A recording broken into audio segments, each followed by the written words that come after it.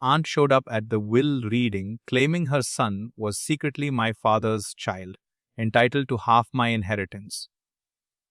She hadn't counted on my father having banked his own DNA sample years earlier. The court ordered the comparison anyway over Delphine's lawyer's protests, since a banked genetic sample from the deceased was exactly the kind of decisive evidence probate courts favor in paternity disputes.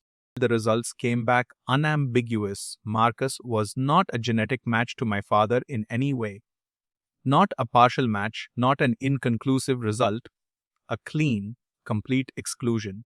With the paternity claim dead, the estate attorney turned attention to the letter Delphine had presented, and a forensic document examiner found it had likely been produced using traced elements of my father's real signature from an old business document, glued together digitally before printing, an amateur forgery that hadn't held up once. Someone looked closely.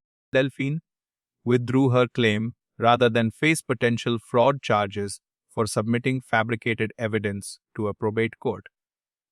The estate came to me in full, as my father had always said it would.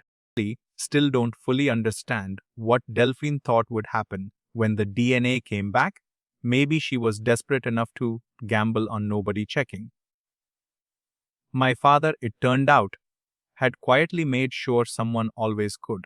Would you have believed the claim for even a second, or known immediately it was a lie? Tell me below. Next story: a cousin who forged a deed to steal our family's lake cabin.